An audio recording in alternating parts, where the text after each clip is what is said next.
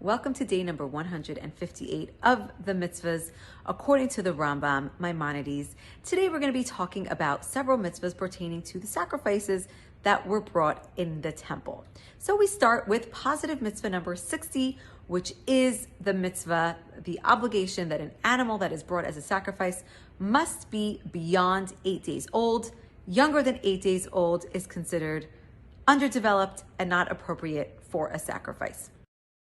Next, we have negative mitzvah 100, which is the prohibition to use an animal that was used as payment for prostitution as a sacrifice. This is actually considered a blemished animal, as we've spoken about the last couple of days. This is considered a blemished animal and not appropriate for being brought as a sacrifice on the altar. Then we have negative commandment 98, which is the prohibition to bring honey or leavening on the altar with an animal for a sacrifice. And there are a couple of explanations to this. First of all, leavening and honey are symbolic of the evil inclination. And on the altar where we are hoping to be atoned for our sins, we don't want to be bringing anything that is symbolic of anything negative. In addition, leavening, as we know, is something that grows. And honey as well, when it is boiled, it boils excessively, it kind of overgrows, and these represent arrogance. And again, these are not the kind of traits that we want to bring with us onto the altar, especially when we are looking to be atoned for our sins. We want to kind of lie low. We're not looking to bring in any of these negative traits.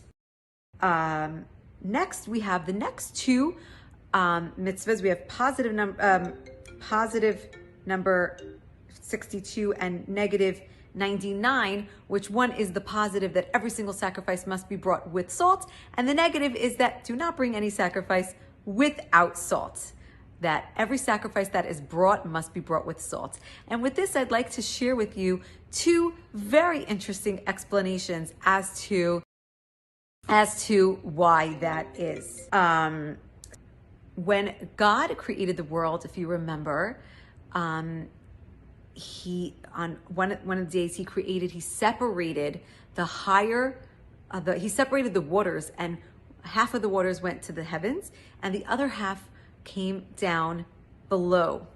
And the waters that came down below to the oceans were really upset, and they complained to God, and they said, God, it's not fair that they get to be close with you up in the heavens while we need to remain down here.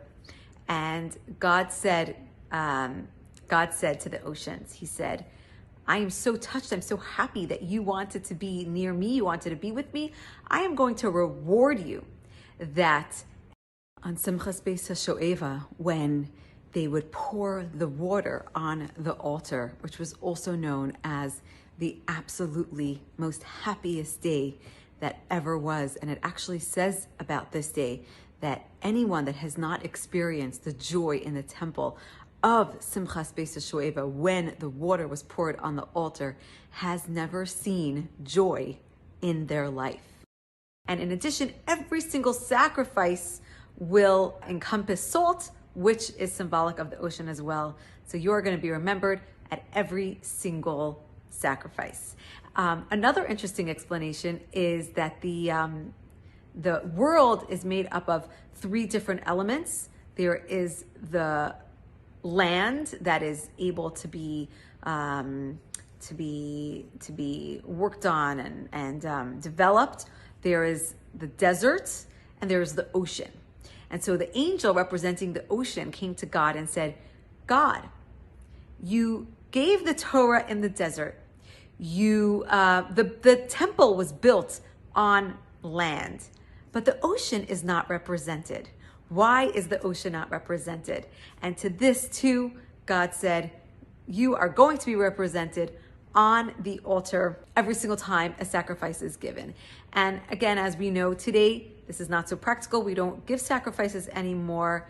However, every single time that this commandment actually is commemorated every single time that we sit down to our altar at our table and we break bread. Every time we eat challah, we always dip it into salt, commemorating the sacrifices as well as these two unique stories. So if you don't do it yet, it's a nice little thing to do. Whenever you eat bread, we wash for bread and then we dip it into salt, commemorating these wonderful stories that happened.